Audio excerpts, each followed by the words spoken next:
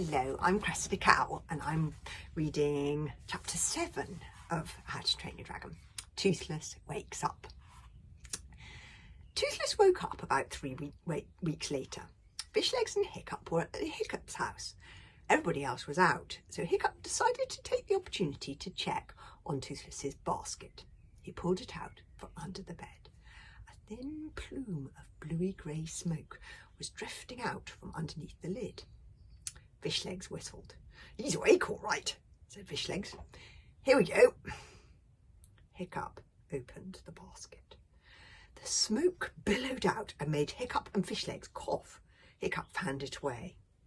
Once his eyes had stopped watering, he could make out a very small, ordinary dragon looking up at him with enormous, innocent, grass-green eyes.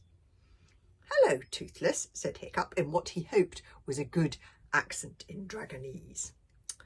Now, this should of course be "Thanky, read howdy doody there, Toothless," but I've translated it into English for the benefit of those readers whose Dragonese is a bit rusty. Please read Hiccup's book, Learning to Speak Dragonese, for a crash course in this fascinating language. "What are you doing?" asked Fishlegs curiously.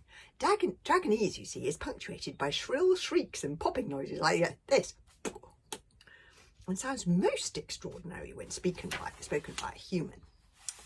I'll give you just a little demonstration of Dragonese. Everybody likes it when I do this, but maybe seriously, this is the moment to get, if you're with an adult, to get them to put their hands over their ears, because this really isn't a suitable language for adults. Yeah, they're way too sensitive.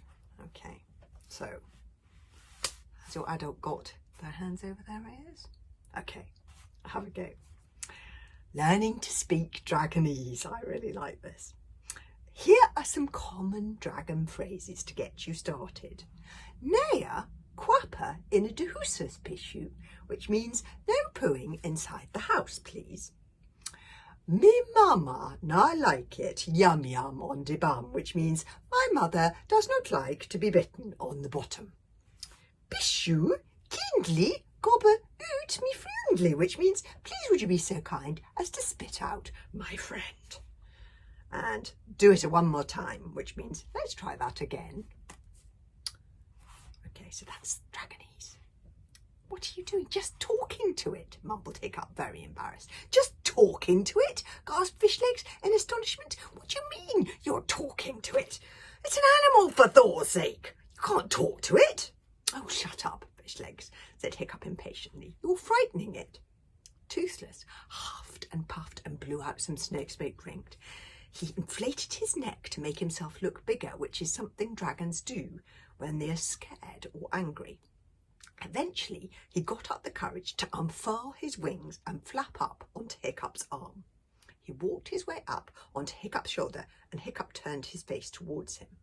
Toothless pressed his forehead onto Hiccup's forehead and gazed deeply and solemnly into Hiccup's eyes. A bit like this, okay? This is my version of Toothless. Okay. He's the real Toothless was a bit smaller back than this, but he sat on Hiccup's shoulder and just looked deeply into Hiccup's eyes. They stayed there, snout to nose, without moving for about 60 seconds. Hiccup had to blink a bit because the gaze of a dragon is hypnotic and gives the unnerving feeling that it is sucking your soul away. Hiccup was just thinking, "Wow, this is amazing. I'm really making contact here," when Toothless bent down and bit him on the arm. Hiccup let out a yelp and threw Toothless off him. The fish!" hissed Toothless, hovering in the air in front of Hiccup. "Want fish now?" I haven't got any fish," said Hiccup in Dragonese, rubbing his arm. Luckily, Toothless didn't have any teeth, but dragons have powerful jaws, so it's still painful. Toothless bit him on the other arm. Fish!" said Toothless again. "Are you okay?" asked Fishlegs. "I can't believe I'm asking this, but what's he saying?" "He wants to eat," replied Hiccup, grimly rubbing both arms. He tried to make his voice sound firm but pleasant, to dominate the creature by the sheer force of his personality, as Gobber had said. "But we have no fish." "Okay then," said Toothless. Eat cat." He made a lunge for Fiddlesticks, who streaked up the nearest wall with a yowl of terror.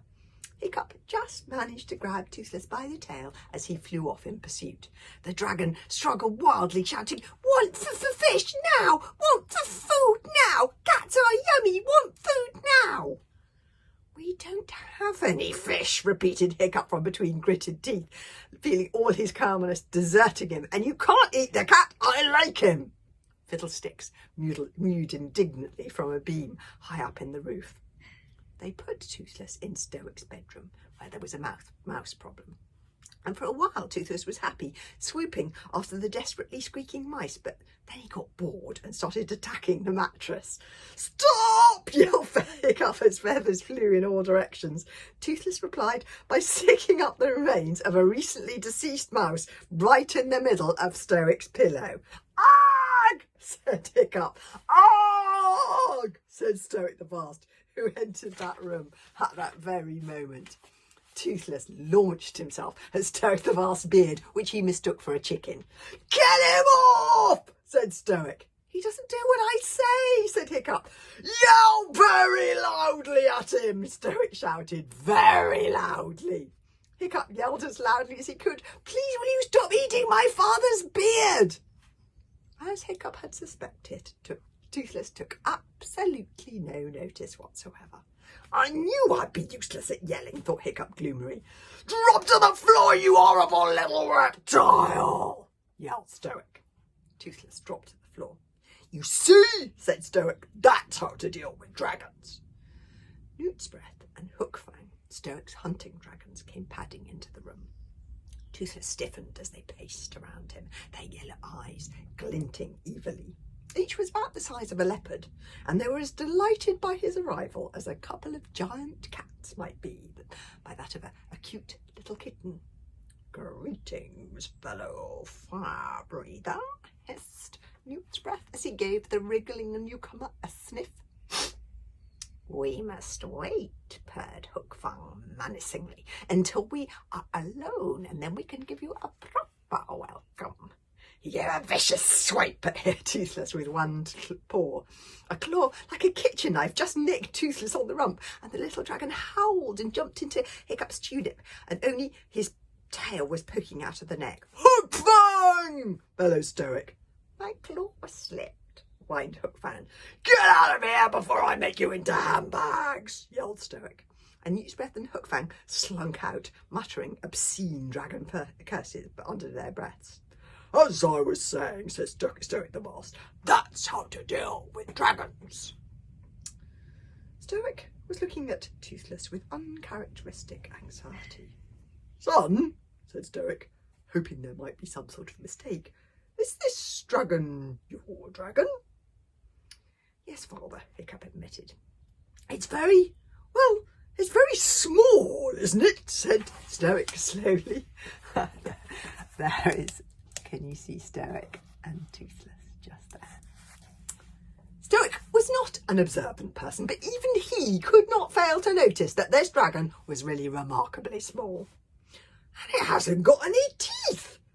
There was an awkward silence. Fishlegs came to Hiccup's rescue. "That's because it's an unusual breed," said Fishlegs. "A unique and violent species called the Toothless Daydream. Distant relations of the monstrous nightmare, but far more ruthless, and so rare they are practically extinct." "Really?" Stoic surveyed the Toothless Daydream doubtfully. "It looks just like a common or garden to me." "But with respect, Chief," said Freshlegs, "that's where you're wrong. To the amateur eye, and achoo! Sorry, I sneezed. It looks exactly like a common old garden. But if you look a little closer, the characteristic daydream marking," Fishlegs pointed to a wart on the end of Toothless's nose, "marks it out from the more ordinary breed." "By Thor, you're right," said Stoic. "But it's not your average Toothless Daydream either." Fishlegs was getting carried away now. "This particular dragon is of royal blood." "No," said Stoic, very impressed. Stoic was a terrific snob. "Yes," said Fishlegs solemnly, "your son has only gone and burgled the offspring of King Daggerfangs himself. the reptilian ruler of Wild Dragon Cliff. The royal daydreams tend to start out small, but they grow into creatures of impressive, even gargantuan size. Just like you, eh, Hiccup? Said Stoic, giving a great laugh and ruffling his son's hair. Stoic's tummy gave out a plaintive rumble like a distant underground explosion. Time for a little supper, I think. Clear up this mess, will you, boys? Stoic strode off, relieved to have had his faith in his son restored. Oh, thanks, Fishlegs, said Hiccup. You were inspired. Not at all, said Fishlegs. I owed you one after setting you up for that fight with Snotlout. Father's going to find out at some point anyway, though, said Hiccup gloomily. Not necessarily, said Fishlegs. Look at all that talking you were doing with the Toothless Daydream. That was incredible, unbelievable. I've never seen anything like it. You'll be training him in next to no time.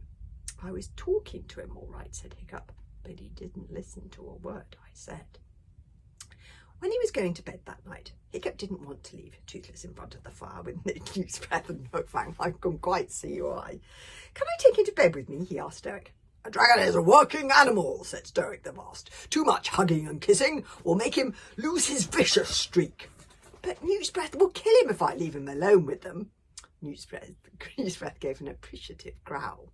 It would be my pleasure, he hissed. Nonsense, boomed Stoic, unaware of Newsbreath's last remark because he didn't speak Dragonese. He gave Newsbreath a friendly cuff around the horns. Newsbreath just wants to play. That sort of rough and tumble is good for a young dragon. Makes him learn to stick up for himself. Hookfang extended his claws like flick knives and drummed them on the hearth. Hiccup pretended to say goodnight to Toothless by the fire, but snuggled him into the bedroom under his tunic. You must be absolutely quiet, he told Toothless Stanley as they climbed into bed, and the dragon nodded eagerly. In fact, he snored loudly the entire night, but Hiccup didn't care. Hiccup spent the whole of the winter at work in various states of very cold, ranging from fairly chilly to absolutely freezing. At night, too many layers were considered sissy, so Hiccup generally lay awake for a couple of hours until he had shivered himself into a light sleep. Now, though, as Hiccup stretched his feet out against Toothless's back, he felt waves of heat coming off the little dragon, gradually creeping up his legs and warming his freezing cold stomach and heart, even travelling right up to his head, which hadn't been truly warm for about 6 months. Even his ears burned contentedly. It would have taken the snoring of 6 strong dragons to awaken Hiccup. So deeply did he sleep that night. And that's a picture of Hiccup snuggled into bed with Toothless. Oh, and you can hear the rest of the story tomorrow. Now you see, look, Night Viewer is a bit confused. I mean, is this Toothless? You may have seen the films of How to Train Your Dragon, and Toothless in the films looks a bit more like, oh, this. But Toothless is much smaller, and he looks much more like that. See you tomorrow.